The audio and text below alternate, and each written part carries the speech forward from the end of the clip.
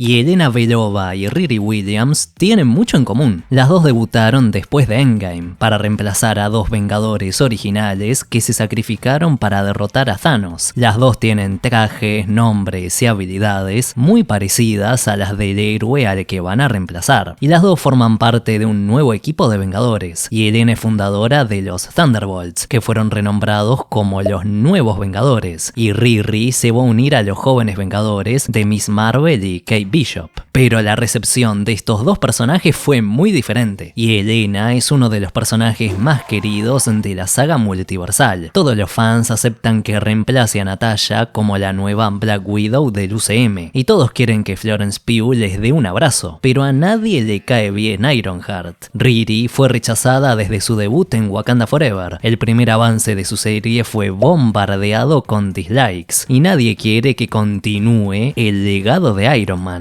Pero ¿por qué? Hay 4 razones que lo explican. La primera, como diría Megamente, es ¡la presentación! Como a nadie le gusta que un héroe establecido sea reemplazado por un personaje salido de algún desagüe, el debut del personaje nuevo tiene que ser buenísimo. Nadie le va a dar una segunda oportunidad al reemplazo de uno de sus ídolos, así que la primera impresión tiene que ser perfecta. Y la presentación de Yelena estuvo muy bien. La vimos por primera vez en 2021, en la cinta de Black Widow. Caracterizaron muy bien al personaje, porque desde el primer momento nos queda claro que no es una copia de su hermana. Pudo haber tenido una infancia parecida y el mismo entrenamiento, pero su personalidad es diferente. Y Yelena es más joven y un poco más emocional. Quiere reconciliarse con su familia por más que hayan tenido muchos problemas, cosa que vemos en el segundo acto, cuando abraza a su papá después de haberlo sacado de prisión. También es más abierta con sus sentimientos que Natasha, y desea redimirse por todas las atrocidades que cometió, pero no está segura de cómo lo tiene que hacer. Es un personaje interesante, y mucho ojo a esto. Yelena debutó junto a Natasha, así que el pase de mando se pudo hacer con el personaje original todavía vivo. Claro que Natasha no le dio su bendición a Yelena en esta cinta, porque Black Widow se ubica cronológicamente después de Civil War. En ese entonces Natasha no tenía intenciones de dejar de ser superheroína, y no sabía que se iba a sacrificar en Endgame. Pero no hay que olvidar que Marvel estrenó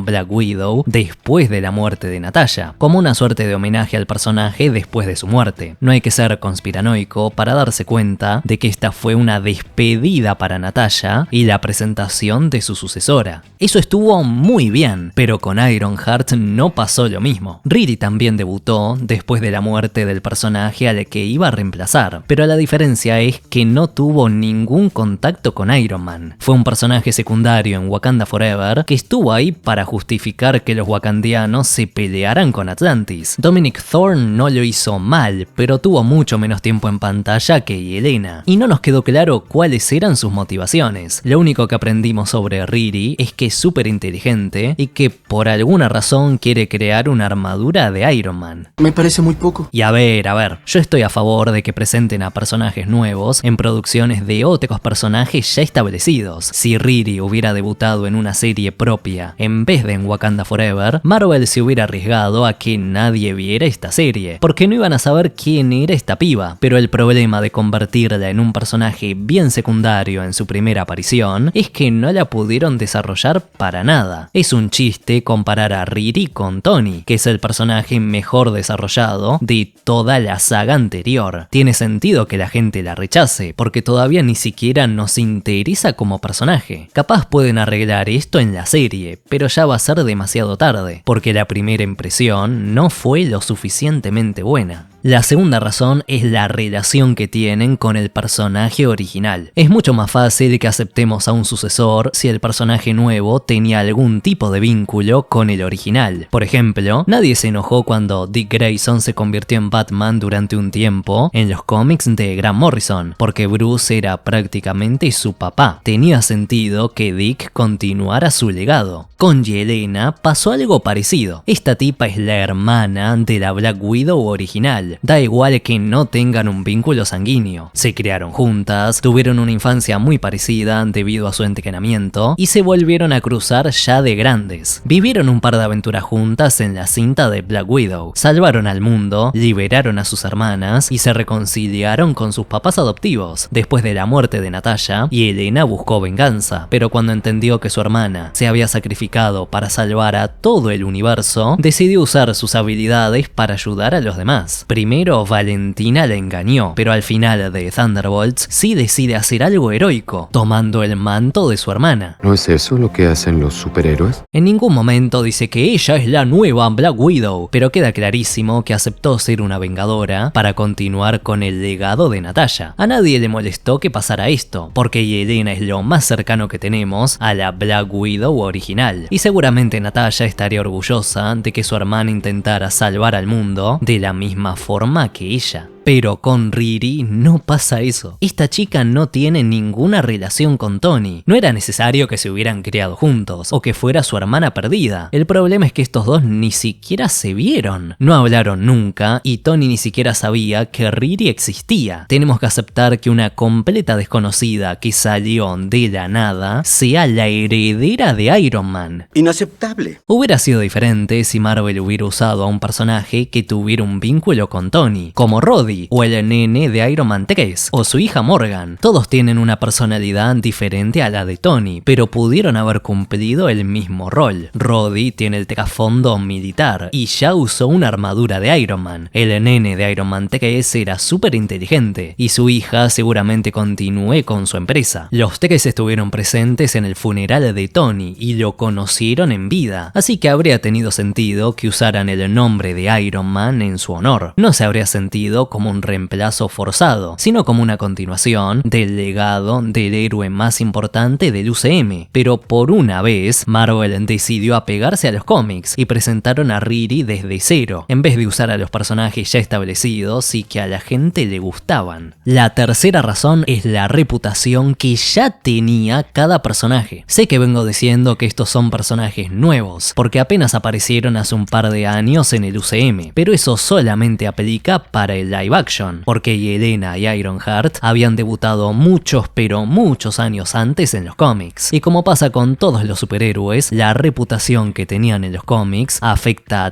todas las adaptaciones. ¿Tienes pruebas? Claro que tengo pruebas. Yelena apareció por primera vez a fines de los 90 y siempre fue un personaje secundario. Protagonizó un par de miniseries y apareció varias veces con los Thunderbolts, pero nunca fue un personaje tan importante como para tener fans. Nunca estuvo ni cerca de ser tan popular como la Black Widow original, y eso le permitió a Marvel cambiar un poco su historia de origen para contar una historia nueva en el UCM sin que nadie se enojara. Además, como el personaje no le importaba a casi nadie, tampoco tenía haters porque Yelena era inofensiva. Nadie esperaba con ansia su debut, como pasa ahora con los Cuatro Fantásticos, pero nadie la rechazaba de entrada tampoco. Lo que tenía que hacer Marvel era compensarnos de que valía la pena ver las aventuras de este personaje al que nadie conocía, como había pasado con los Guardianes. Y como la presentación de Yelena fue buena, la gente la aceptó bastante rápido, porque el personaje no venía con una mala reputación desde los cómics. Pero el caso de Ironheart fue muy diferente. Riri debutó en los cómics recién en 2016, en la serie regular Invincible Iron Man, que era protagonizada por Tony Stark. Tony conoció a un estudiante que había logrado hacer ingeniería inversa con su tecnología y crear una nueva armadura. Viendo el potencial que tenía Riri, Tony la contactó y los dos participaron de la segunda Civil War, enfrentando al equipo de Capitana Marvel. Hasta ahí estaba todo bastante bien, pero, al final de Civil War 2, Tony quedó en coma y Riri tomó su lugar en Invincible Iron Man. Los fans no tardaron en darse cuenta de que los estaban cagando, porque Riri no era un personaje nuevo que acompañaría a Tony en algunas aventuras. No iba a ser un sidekick. Marvel la había presentado para que reemplazara a Tony como parte de la etapa All New, All Different, donde reemplazaron a un montón de héroes originales con versiones historias nuevas. Algunos de estos personajes funcionaron bastante bien porque sus historias estaban buenas, como Miles Morales, Kate Bishop o Jane Foster como Thor, pero en general esta etapa no terminó de convencer a los fans y Marvel terminó volviendo a lo clásico poco después. No podían vivir con su fracaso. ¿Eso a dónde los llevó? De vuelta a mí. Los cómics de Ironheart no fueron horribles, pero a mucha gente no le gustó que metieran un personaje nuevo con calzador para reemplazar al verdadero Iron Man, así que la reputación de Riri Williams no fue para nada buena. Y como a la gente no le gustó el personaje en los cómics, muchos la rechazaban desde antes que debutara en el UCM. La única forma de revertir esto era que su presentación fuera el mejor debut de un superhéroe en toda la historia del cine, pero como te dije antes, su aparición en Wakanda Forever estuvo flojita. No lograron convencer a los haters de Riri y tampoco consiguieron que tuviera fans nuevos, como sí pudieron hacer con Yelena después de Black Widow. Pero nada de esto sería tan importante si no fuera por la cuarta razón, la más importante de todas, la importancia del personaje al que reemplazaron. No es lo mismo reemplazar a un ícono como Superman que un personaje que no le importa a nadie, como la chica ardilla. La gente va a estar mucho más dispuesta a aceptar que reemplacen al personaje desconocido, porque no se lo habían tatuado en el brazo. Y si no me cree, fíjate cómo se puso la gente cuando anunciaron que Henry Cavill no seguiría siendo Superman, y eso fue un recast, no un cambio de personaje para que John Kent fuera el nuevo Superman. Y por más que duela mucho escuchar esto, Iron Man es 10.000 veces más popular que Black Widow. ¡Es mentira! Los dos fueron miembros fundadores de los Vengadores, al menos en el cine, pero Iron Man fue el primer héroe del UCM en tener trilogía propia, recaudó más de 2.000 millones en taquilla, protagonizó todos los crossovers